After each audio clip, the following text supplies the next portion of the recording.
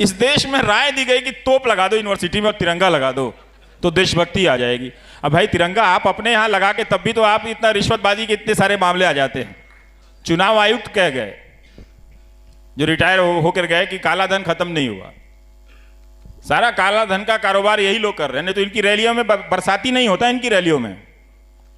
और कितनी महंगी रैलियां हो रही हैं, कभी जाकर आप देखिए तो उन मंचों की सजावट देखिए।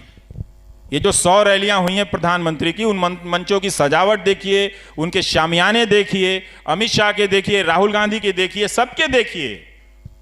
आपको पता चलेगा कि तिरंगा झंडा लगाने की सबसे ज्यादा जरूरत इनकी रैलियों के मंचों पर है, यूनिवर्सिटी में नहीं। यूनिवर्सिटी में मास्टर लगा दीजिए।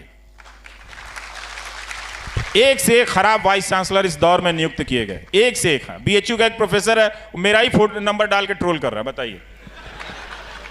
उनको चिंता यह है कि जब हमने सबको खत्म कर दिया तो ये कैसे बचा रह गया है।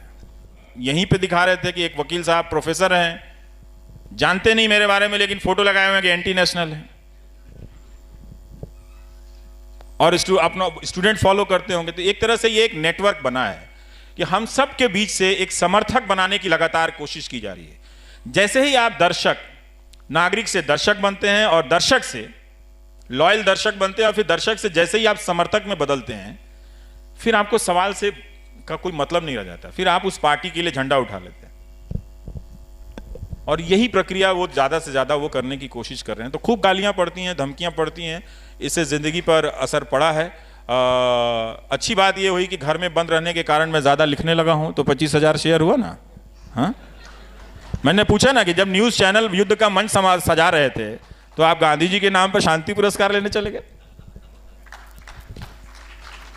तो मैं बैठ के पढ़ता रहता हूं, लिखता रहता हूं, तो ये अच्छी चीजें हुई हैं। परिवार के लोगों पे भी असर तो पड़ता ही है कि जब हम परेशान रहते हैं तो जरूर हमारे दोस्तों पे भी असर पड़ता है। और हम कोई लोहे के नहीं बने हुए हैं, डर हमको भी लगता है। और जिसको भी डर नहीं लगता उससे थोड़ा सा बचिए, उससे दूर रहिए। जो भी बात बात पे सीना खोल ले, सीना दिखा दे, दूर रहिए। ऐसे बहादुरी नहीं होती है। हर दिन अपने डर को जीतना ही बहादुरी है। हर दिन अपने आप को बहादुर घोषित करना बहादुरी नहीं है। तो बहुत गालियां पड़ती। मेरे फ़ोन पे पिछले 5 दिनों से, जब वो 14 तारीख को पुलवामा अटैक हुआ, तो अचानक लगा आप एंटी नेशनल है। मैंने कहा मैं कैसे एंटी नेशनल हो गया भाई, तो समझ में नहीं आया। तो वो कोई अवार्ड सेरेमनी था, उसमें मैं कुछ बोला या न्यूज़ चैनलों को, तो उन्होंने उसके बाद से भयानक ट्रोलिंग शुरू हुई। और मेरे फ़ोन पे एक फ़ोन नहीं, 2 फ़ोन नहीं, 3 फ़ोन नहीं, मतलब 5 दिनों तक लगातार मैं एक शब्द टाइप नहीं कर पाता था अपने फ़ोन पे, इतने फ़ोन आते थे लगातार। तो उनको देखना ही एक तरह से हदस जाना है कि आंखों में चुभता है कि इतना फ़ोन कौन कर रहा है, कौन कर सकता है, किसको मुझसे इतनी दिक्कत हो गई है। भाई जब आपको 15 लाख नहीं मिले, उनसे तो दिक्कत नहीं हुई, हमने तो ऐसा कहा भी नहीं था कुछ, आप मुझे ट्रोल कर रहे हैं। ये कहां से आया है? और वो सारे ट्रोल करने वाले, गालियां देने वाले क्यों अंत में जाकर ये सवाल पूछते हैं कि आप एंटी मोदी क्यों हैं? हम कहां एंटी मोदी, हम तो मोदी की मदद करते हैं सवाल पूछ के, ताकि समय पे पता चल जाए। तो बहुत ही खराब हालत है मीनाक्षी। और ये सामान्य, मैं यही सोचता हूं कि आम नागरिक के अंदर जब ये भय बैठता होगा तो वो कितना भयानक होता होगा। मुझे तो फिर भी इसकी आदत हो गई। अगर आपके फोन पे कोई 4 दिनों तक लगातार हजारों की संख्या में फोन और 3000 से ज्यादा मैसेजेस भेज दे गालियों के, उनको देखना, उनको डिलीट करना, सबको एक बार में नहीं कर सकता, क्योंकि पहले के कुछ मैसेजेस बहुत ज़रूरी होते हैं, उसको रखना, इसलिए आप सबको एक साथ बल्क में डिलीट नहीं कर सकते हैं। उनको डिलीट करने के लिए ही मुझे रोज़ 3-3 घंटे 4-4 घंटे बैठकर ये करना पड़े, तो ये वो काम कर सकते हैं। तो इसीलिए उन्होंने क्या किया है कि इसके ज़रिए पब्लिक के बीच में ही पब्लिक को एक दीवार बना दिया है। वो इस लड़ाई में अब सामने नहीं है, वो उपदेशक हैं। 7 दिन तक लड़ाई हो जाए, फिर वो कह सकते हैं कि हमारी लड़ाई कश्मीर को लेकर है, कश्मीरी लोगों से नहीं है। वो कह सकते हैं, क्योंकि उनको बहुत सारी रैलियां करनी होती, तो कुछ ना कुछ कहना है तो कहीं ना कहीं कुछ कह देते हैं वो। तो ये एक व्यवस्था बनी है जिसको उन्होंने लेजिटिमाइज किया, या उनकी पार्टी की पॉलिटिक्स ने लेजिटिमाइज किया है। ये अब 5 साल के बाद अगर आप नहीं देख पाएंगे तो कब देख पाएंगे? ज्यादातर ट्रोल करने वालों को वो क्यों फॉलो करते हुए नजर आते हैं? और वही सिर्फ ट्रोलिंग की बात नहीं है, उनके पार्टी के जो नेता हैं, जो आईटी सेल के जो व्हाट्सएप ग्रुप में जो मैसेजेस चलते हैं, सबकी भाषा एंकर से लेके वहां तक एक हो गई है और वो सब एक दिशा में जाती हुई दिख रही है। तो हम लोग सोशल साइंटिस्ट भी हो गए हैं, देखते देखते तो समझ में तो आती है ना बात की ये बात आ कहां से रही है और जा कहां से रही है।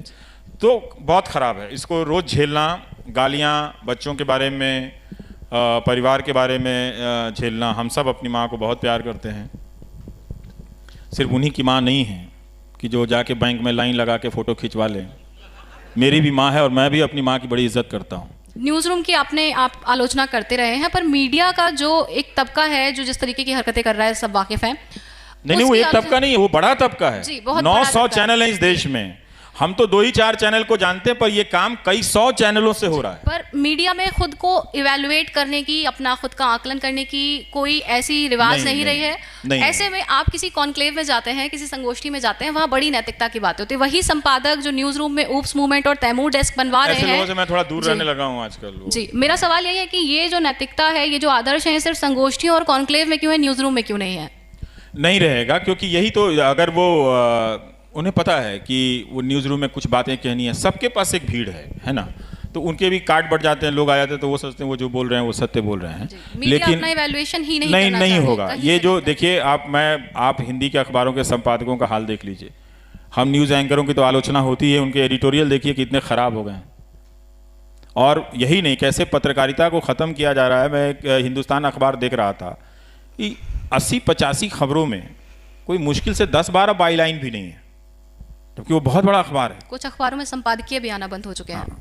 तो कैसे लिखेंगे? नाम से तो लिखने से अच्छा है, झमेला लेने से तो नहीं। छपते हैं वैसे, लेकिन वो पत्रकारों के नाम तक नहीं है। तो जर्नलिस्ट को भी फेसलेस बनाना है और जो न्यूज़ रिपोर्ट है उसको भी इंफॉर्मेशन लेस बनाना है।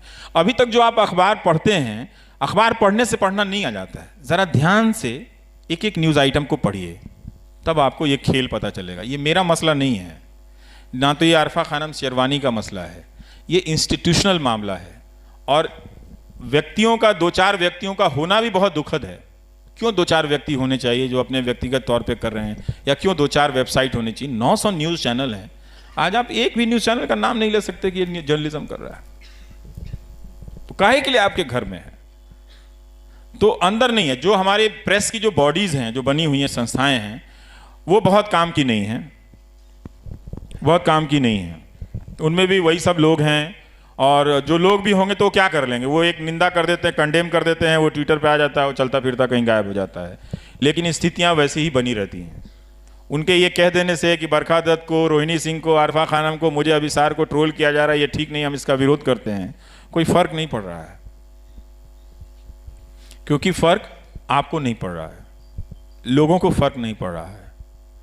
और लोगों को फर्क नहीं पड़ना ही कई बार मुझे लगता है कि ये इस बात का प्रमाण है कि जो इन न्यूज़ चैनलों पर दिख रहा है वो शायद हिंदुस्तान में हो गया है। भारतीय को यथास्थितिवादी कहा जाता था और ये सब दिखाई पड़ रहा है कि वो यथास्थिति में खुश हैं। अजीब तरह का, मतलब ये स्टेटस को तो नहीं है, क्योंकि जो हमने बुनियाद कायम की थी उसका रेफरेंस पॉइंट बदला, उसको पूरा ध्वस्त किया इन चैनलों ने। अब आप देखिए कि वो कहाँ से कोई सवाल पूछ रहे हैं, है ना। तो अगर आप देखें तो ये एक पुराना स्टेटस को था वो ध्वस्त हो गया है। एक नई चीज़ इन्होंने बनाई तो ज़रूर है, और जिसमें जो अमर्यादा है, जो अनैतिकता है, उसको प्रतिष्ठित किया है। जो पहले से चली आ रही थी उसको स्थापित किया है, प्रतिष्ठापित किया है। तो जो अमर्यादाएं हैं, जो अनैतिकताएं हैं, उनको नैतिक बनाया है, उनको मर्यादित किया है। ये काम तो इन्होंने किया ही है कि अब आप चैनलों पर आकर देखिए। एक चैनल पे मैं देख रहा था कि 2 आर्मी के सज्जन रिटायर्ड जानकार बैठे हैं, और बगल में एक प्रवक्ता कह रहा तेरा नेता लुच्चा है, तेरा नेता लुच्चा है, और ये लुच्चा है, वो लुच्चा चल रहा था उसमें। मैं ये सोच रहा था कि अच्छे भले लोग भी जाकर इस गंदगी को क्यों लेजिटिमाइज कर रहे हैं? वो क्यों जाते हैं? हिंदुस्तान की आर्मी जेंटलमैन आर्मी कही जाती है, वो क्यों ऐसे एंकरों के बगल में बैठते हैं? क्या उनको भी लगने लगा है कि देश में उनसे ज़्यादा ये नेशनलिस्ट, ये न्यूज़ एंकर हो गया है? उनको देखना चाहिए कि किस तरह से वहाँ पर नचवाया जा रहा है, गालियाँ दी जा रही हैं। हमारे जो रिटायर्ड सोल्जर हैं, बड़ा रिस्पेक्ट है उनके लिए, उनके नॉलेज के लिए, वहाँ वो कुछ भी इस्तेमाल नहीं होता। सिर्फ उनके प्रेजेंस को लेकर ये न्यूज़ चैनल अपने आप को लेजिटिमाइज करते हैं अपने एजेंडा को, कि हमारे साथ आर्मी के ऑफिसर बैठे हैं और वो दूसरों को पूछता है कि तेंदुलकर या कोई नसीरुद्दीन शाह एंटी नेशनल है।